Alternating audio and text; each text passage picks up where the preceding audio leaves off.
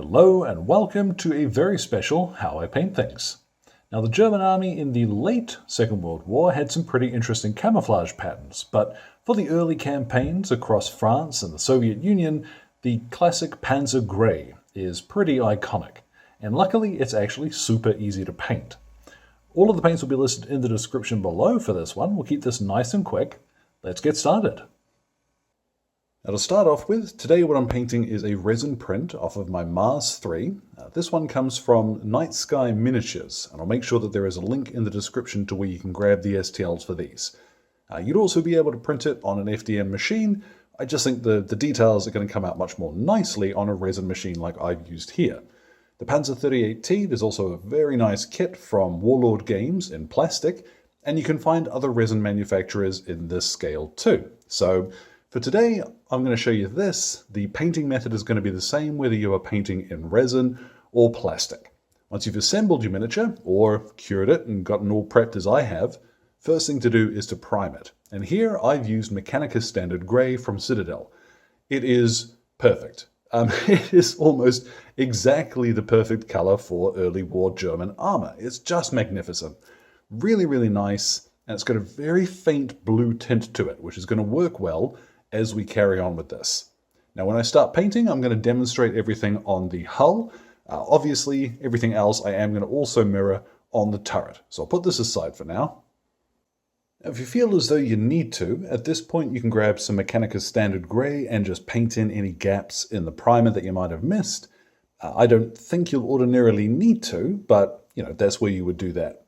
What I'm going to do is actually to shade the entire miniature first, and we're going to make a mix of inks for this. What I'm using is both dark tone and strong tone from the Army Painter. If you don't want to mix them, just use the dark tone. So on my little palette here, let's go 1, 2, 3, 4, 5. Then we'll go 1, 2, 3, 4, 5 of strong tone. And finally, I've got here a little bottle with some water in it. And we'll go 1, 2, 3, 4, 5, because we want to loosen up the surface texture of these washes. Now you'll notice I've got a little agitator in the bottle of water. It's completely pointless, but it makes me smile. And my grandfather always said to me when I was a little fella that if you're easily pleased, you'll always be smiling. So I always think of him when I pick this up. It does make me laugh. Anyway, we'll get on to the painting. Grab yourself a nice big brush. Something with a flat edge is normally going to be the best for this. And mix together your wash and water. And then, once it's all combined, we'll start applying this over the miniature. Now, we'll start right from the front and apply it as smooth as you can in one motion. It'll run around quite naturally, but wherever you can. Obviously on the front here, we've got to get a little bit creative. But wherever you can, try and keep your brush moving in the same direction. And you'll find that helps reduce some of the appearance of brush strokes that you might get in this shade. But take your time and make sure that you're shading all of the armor. You'll see it runs into the cracks and crevices quite nicely. That little bit of water does help a lot there. But because we have thinned it out, we don't get massive darkening of that grey. So we'll come back in about half an hour once this is all applied and it's had a chance to dry. Once it's had plenty of time to dry, you'll see we've got an almost perfect German grey finish there. But I am going to dry brush this to get a little bit more visual interest along the edges of the hull and the rivets. For this, what we're going to use, this is a VALLEJO color, blue-grey pale. Now you can use something like Administratum grey or something similar from the Citadel range. This has a very faint bluish tint to it, funnily enough, but it's not so overpowering that this will turn blue. I'm using a makeup brush for this because I tend to find it's a little bit difficult to actually apply too much. You'll see just by very lightly going over the same area a few times, I get to pick out the rivets, and I'll also pick out the edges along the hull to make this a little more interesting to look at. And as you can tell, it doesn't really look blue. It's just a little bit of interest there. Just take your time when you come near the machine guns and what have you, because I cannot tell you the number of times I have accidentally knocked off an MG while dry brushing. So we'll come back in a few minutes once I have finished this. Now I've popped the turret back on very quickly to show you the complete effect, and we're pretty much done. Like, the color itself of the armor, that's finished. Everything else from here is now just going to be a case of detailing work. Blue-gray pale, brilliant color, and if you are looking at painting a few tanks from this period, I'd call it a must-have. But you can use whatever is similar to this, but yeah, my recommendation, definitely pick it up. So let's pop the turret off again and we'll start painting in the tracks. Now for the tracks, what I've got, this is one of these little cheap brushes that you can pick up in a stationery aisle from a supermarket or a stationer's. They're cheap, they're nasty, and it doesn't matter if you really batter them because painting tracks can get quite, well, we're going to sort of stab the paint in here and this will ruin a brush eventually. So get something nice and cheap. What I'm using, this is burnt umber from VALLEJO. This is quite similar to Catachan Flesh from Citadel, but any medium to dark brown will work quite well here. Mind how you go when you come near the return roller and the sprocket, but the wheels themselves, don't worry if you hit these bits, because we are going to paint them black in a little bit. But the rest of the tracks, get in there now with some brown, and also this exhaust on the back here, but I'm going to use a different brush for that. Now once that's dried, grab yourself a dark-ish metallic color. I'm using oily steel from VALLEJO, but lead belch is also quite good here, as is gunmetal from the Army Painter. Grab yourself a busted old brush, same as usual, and we'll just lightly flick the tracks here to catch these details. Now with that metallic color, at the same time, you can also fill in the tools. That's nice and quick to do. What I've got here is German grey. Again, another VALLEJO color. It's really good for rubber road wheels and stuff like that. And it dries almost black. So what I'm going to do is paint in, funnily enough, all the rubberized sections. And I am also going to touch in the MGs with this as well. Now we're getting to the last couple of colors before we can have some fun with the weathering. What I've got here is orange red. This is another VALLEJO color.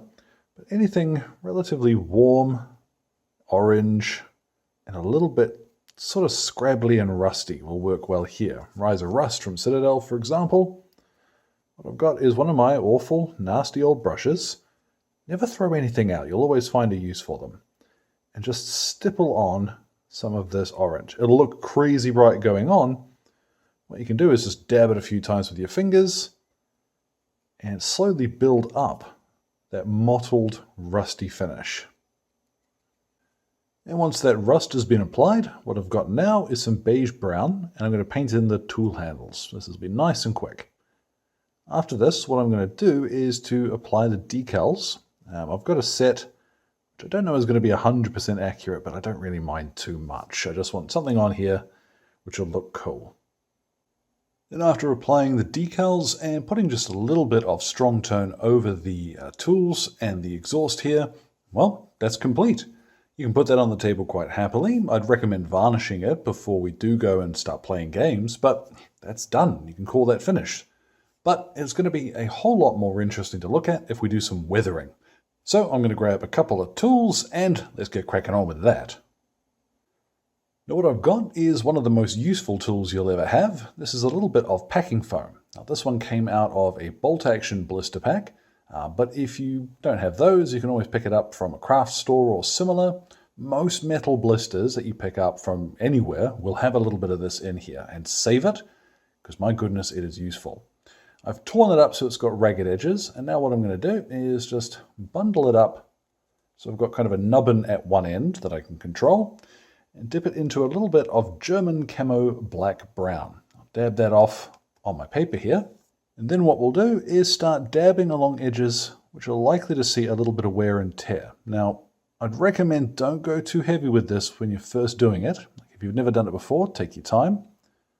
But what you'll get is a cool, random edge to any areas which look like they would have been dinged up a little bit by action.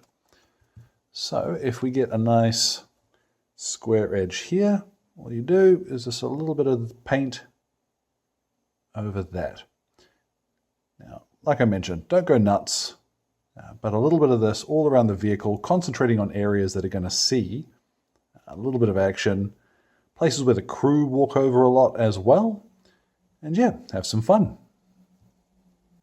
I've popped the turret on there so you can see what that looks like altogether. Importantly, pop your decals on before you do any weathering so that anything which would naturally hit them will affect the decals too. Let's pop that off for a second. Now what I have here is a pencil. I've got a B.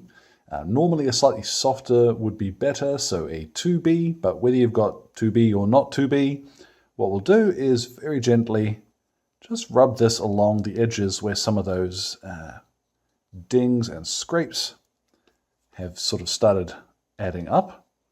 You'll notice as we go over it a few times, you get this really cool, very easy to do, sharp metallic edge. And that looks great in reality. A little hard to show you on camera, but do try it sometime because this is super quick. Just anywhere that paint's been scratched up, just give it a quick blast with the side of the pencil. Now when you first apply that pencil, that won't look very bright. If you go over it a couple of times, you'll buff it up and it will look way shinier. So the more of it you add, the more fresh and recent those dings are going to look. Just bear that one in mind. What I have now is red leather in my little palette here, and I'm going to add quite a bit of water. I want to turn this into more like a wash. So that's, what, 10 drops of water? Doesn't matter too much. It's always better to have too much water in what we're going to do than too little, because if we don't thin it down enough, it's just going to be thin paint. But what I'm going to do is pick a few areas where I want sort of a rusty finish to have collected. Now what I can tell you from experience there is that will be not quite enough water. So I'll just flood that with a bit of fresh stuff on my brush, add a little bit more water to my mix, and then we'll find somewhere else to trial it. So just on there we go. Smudge it around, and yeah, have a bit of fun with this. What I would recommend is, again, vehicles like this, they would probably not be as rusty as we tend to see them in miniatures. We do tend to sort of over-weather scale miniatures for the most part, but that's because it looks cool. So pick whether you want to go for realism and just add a few little bits of this, or you can go properly rusted in the field for ages, but most vehicle crews would take very good care of their tanks. So however you choose to do it, it is your vehicle. You'll see at last once that dries, it is a lot more subtle than it looks going on, but all the same, try very thin paint to start with, and if you need to add more, you can. Taking it off is a mission. Let's say you're going to have to start over. So I'll pop that aside again, and now what we're going to do is dry brush some dust onto the hull. This is really the last couple of stages. What I've got is flat earth, and I am making sure there is almost nothing left on my brush when I'm done with this. Really scrub most of it off into your kitchen towel, and then we'll start with the running gear here, and with a sort of stippling motion to start with, just pass over the area a few times to get a feel for what you're leaving behind. It will be very subtle at first, but an important thing to do is occasionally check it against your turret, because that's going to be the area that you aren't touching with this paint. So let's build this up until it looks a little more dusty. You can go over the tracks and everything as well. That'll work quite well, funnily enough. You notice that we get a little bit of discoloration on the hull. That starts to look pretty cool. What you can do then, if you're feeling daring, is to get another dollop of flat earth. And instead of working most of it out of the bristles, we're going to leave a little bit on and just stipple some slightly thicker patches of this stuff, particularly on the wheels. Now, once you've got most of the flat earth out of your brush, what we're going to do is get some brown sand, and this is without changing the brush. Don't rinse it out. Just start adding a little bit of brown sand to lighten up that dust. Now here, you want to travel a little bit further up the vehicle, because this lighter color, we want to imply that it is more dry and it's had a bit of time to float around and get onto other parts of the tank. So up around the front here, and also, we're just whispering across the top, and also a little bit around the bottom of the turret. Just add a little bit of color modulation, and like I said, tiny wee whisper of this in your brush. Now that's definitely worth something practicing. I do recommend try it on something that you don't mind if you sort of mess it up before you go on to a paint job you really want to finish nicely. But it is super easy once you've got your eye in, and that's our tank complete. So I'm going to go ahead and I am going to varnish it, and let's get a look at what it looks like when it's all ready for the table. And there at last, our early war German tank is complete. And I hope this goes some way to demonstrate that the early plain grey doesn't necessarily have to be boring. There's just a few little things you can add to really shift up the palette a bit and make it a little more interesting to look at on the table. It doesn't take a lot of extra work. So, as always, thank you very much to Exit 23 Games for the light and sound equipment, and all of the wonderful patrons who are keeping me ticking in paints and glue, including my producers Alan Nuttall, Kyrie Crawford, Andrew, Rod, and Jimmy. Your support means the world, folks. Any questions or anything, feel free to drop them in the old comment box below. My Twitter and Instagram are both linked there too. So, thank you very much for your time, one and all, and you all enjoy the rest of your day.